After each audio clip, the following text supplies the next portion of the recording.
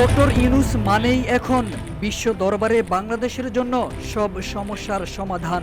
কখনো চীন, কখনো পাকিস্তান, আবার কখনো ব্যাংকক কিংবা যুক্তরাষ্ট্র সফর করে একের পর এক সমাধানের পথ উন্মোচন করছেন রাজনীতির মাঠের এই বিশ্ব খেলোয়াড়।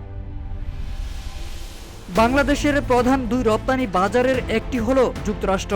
বাংলাদেশের তৈরি পোশাকের একটি বড় অংশ রপ্তানি হয় দেশটিতে, কিন্তু নতুন করে উচ্চমাত্রায় শুল্ক আরোপে বাংলাদেশের রপ্তানি, বিশেষ করে তৈরি পোশাক খাতে বড় ধরনের নেতিবাচক প্রভাব পড়বে বলে আশঙ্কা অর্থনীতিবিদদের।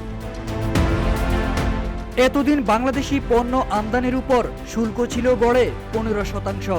এবার এটি বাড়িয়ে 37% করার ঘোষণা দিয়েছেন মার্কিন প্রেসিডেন্ট ডোনাল্ড ট্রাম্প। তবে এখান থেকে সমাধানের পথ বের করার আশ্বাসও দিয়েছেন বাংলাদেশের অন্তর্বর্তী সরকারের প্রধান উপদেষ্টা অধ্যাপক ডক্টর মোহাম্মদ ইউনূস।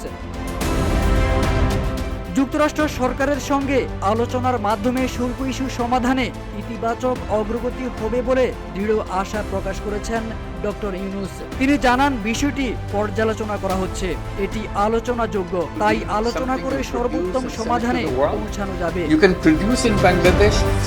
ব্যাংককে প্রধান উপদেষ্টার প্রেস সচিব শফিকুল আলম অধ্যাপক ইউনূসের বরাত দিয়ে এ তথ্য দেন। প্রেস সচিব দৃঢ় আশাবাদ প্রকাশ করে জানান, এমন কিছু করা হবে যাতে মার্কিন যুক্তরাষ্ট্র ও বাংলাদেশ উভয়ের স্বার্থ সংরক্ষণ হয়। এই লক্ষ্যে বাংলাদেশ যুক্তরাষ্ট্রের সঙ্গে যোগাযোগ অব্যাহত রাখছে বলেও তিনি জানান।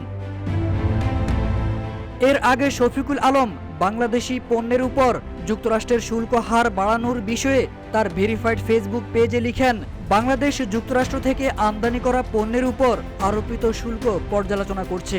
এসব শুল্ক আরও যুক্তিসঙ্গত করার উপায় খুঁজে বের করতে দ্রুত ও কার্যকরভাবে কাজ করছে জাতীয় রাজস্ব বোর্ড এনবিআর, যা শুল্ক বিষয়ক জটিলতা নিরসন হবে। গত বুধবার ওয়াশিংটনের স্থানীয় সময় বিকেল 4টার দিকে হোয়াইট হাউসে সংবাদ সম্মেলন করে বাংলাদেশি পণ্যের উপর শুল্ক বাড়ানোর ঘোষণা দিয়েছেন মার্কিন president Donald Trump. Tarek Aziz Khan, Rupali Bangladesh.